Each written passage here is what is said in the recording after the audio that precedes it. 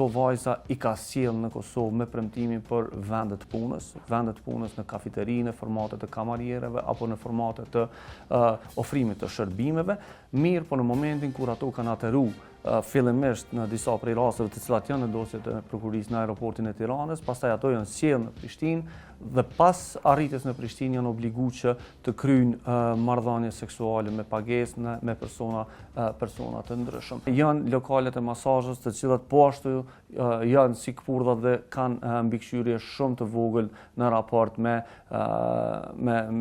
të drejtat e punëtorëve dhe me shkeljen e drejtave të njerëzit. Në këto lokale gjithë e dinë që punojnë në disa prej këtyre lokale, mos i generalizojmë të gjitha, është konstatuar se ka pas edhe prostitucion, edhe detyrim dhe obligim për me punu punë të cilat vajzat nuk i dojnë. Fenomeni i popullimit të Prishtinës me vajzat të cilat vijnë prej Amerikës Latine është një fenomen i cili ka nisë pas vitit 2020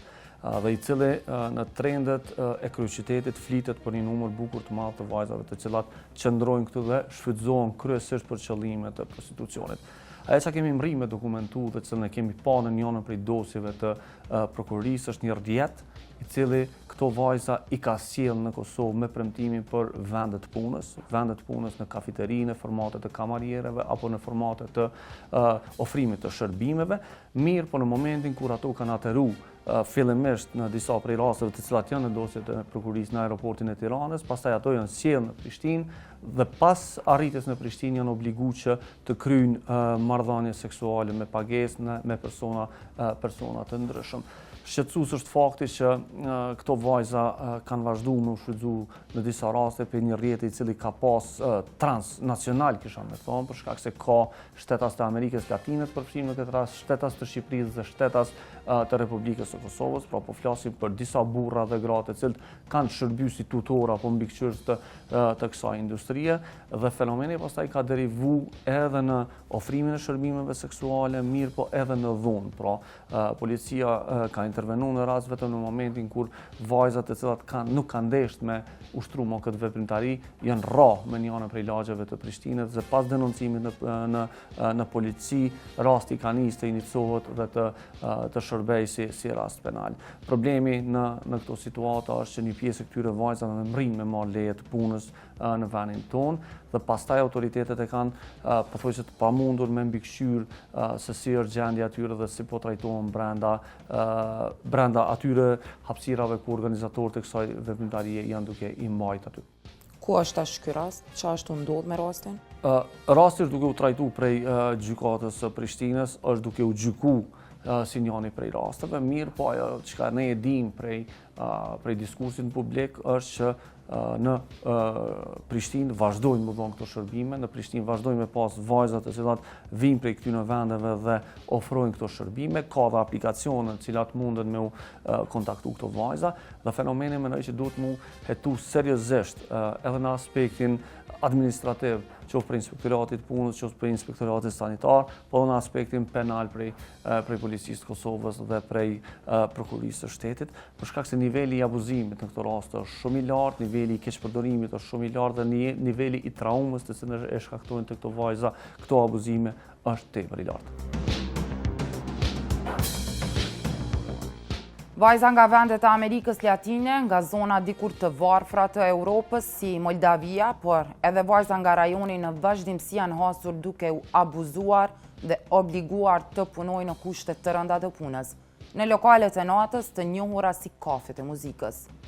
Në realitet, këto zona janë kafenet të burrave në të cilat në shumë raste, vajzat kanë përfunduar duke u shfrytëzuar për qëllime të prostitucionit.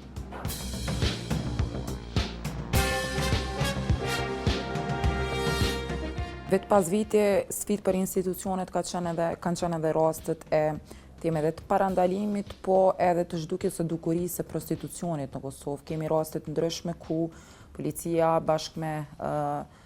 institucionet e tjera përkat se kanë ndërmarrë aksione për këtë veprimtari në Kosovë. Tradicionalisht, vendi jonë është shfrytëzuar fatkeqësisht si një vend strehues i shumë viktimave të prostitucionit, vajzave të cilat kanë ardhur në vitet e pas luftës kryesisht nga Moldavia dhe nga zonat e ish-bashkimit sovjetik, vendet e varfëra, të cilat janë sjellë në Kosovë gjëja për me punu me një vend i cili thjesht ka qenë i pas luftës, mirë po me shumë prezencë ndërkombëtare. Këto vajza janë sjellë në Kosovë me premtimin që do të gjejnë vende të punës dhe kanë përfundu duke punu në shtëpi publike dhe në zona apo në lokale mjaft të rrezikshme ku ato në detyrim janë obligu thjesht me ushtru prostitucion. Fatkeqësisht këto rrjetet e prostitucionit në pjesën më të madhe të kohës kanë pështu pa u ndjek penalisht ose me dënime shumë të ulta në aspektin penal, ndërsa fenomeni ka vazhdu të jetë prezent në vazhdimsi. Rrjetet të cilat thjesht i kanë obligu vajzat me ushtru prostitucion që njihet prej njëna prej formave më të rënda të kësaj skllavërisë moderne të cilën na po njohim, vazhdojnë me ekzistu dhe vazhdojnë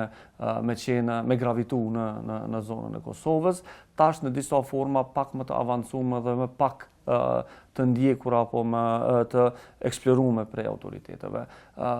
Dihet botërisht që në vendin tonë ekzistojnë dy fenomene mjaft shqetësuese ku vajzat obligohen me punu në kushte skajshmëresht të këqija të punës.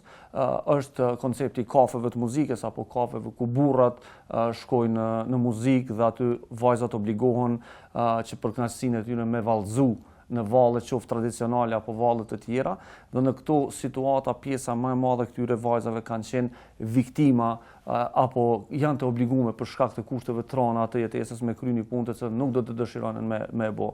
në këtë drejtim. Një pjesë e tyre në disa prej hetimeve është faktu që kanë përfunduar edhe në raste të prostitucionit. Pra, ky fenomen ekziston në vendin tonë dhe ende nuk kam rri me marrë trajtim qoftë në aspektin institucional, qoftë në aspektin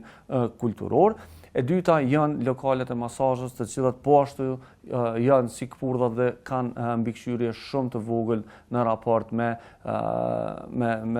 të drejtat e punëtorëve dhe me shkeljen e drejtave të njerëzit. Në këto lokale gjithë e dinë që punojnë në disa prej këtyre lokale, mos i generalizojmë të gjitha,